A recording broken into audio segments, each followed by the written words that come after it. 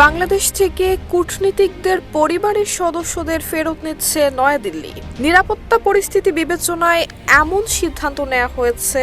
ভারতীয় সরকারি সূত্রগুলো এমনটা দাবি করলেও জাতীয় সংসদ নির্বাচনের কয়েক সপ্তাহ আগে এই পদক্ষেপ নেয়ায় কূটনৈতিক অঙ্গনে শুরু হয়েছে নানান জল্পনা।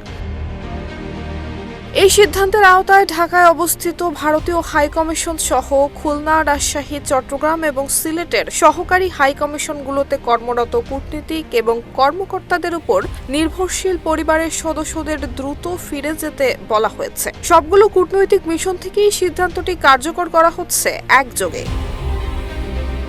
যদিও ভারতের পক্ষে দাবি করা হচ্ছে পরিবারের সদস্যদের প্রত্যাহার করা হলেও বাংলাদেশের ভারতীয় হাইকমিশন এবং সহকারী হাইকমিশনগুলো তাদের কার্যক্রম পূর্ণ সক্ষমতায় চালিয়ে যাবে। তবে একই সঙ্গে বাংলাদেশকে ভারতীয় কূটনীতিকদের জন্য নন ফ্যামিলি পোস্টিং ঘোষণা করার সিদ্ধান্ত পরিস্থিতিকে আরও তাৎপর্যপূর্ণ করে তুলেছে। কূটনৈতিক রীতিতে এই ধরনের পদক্ষেপ সাধারণত বাড়তি ঝুঁকি কিংবা সম্ভাব্য অস্থিরতার আশঙ্কার ইঙ্গিত দেয় বলে মনে করছেন বিশ্লেষকরা।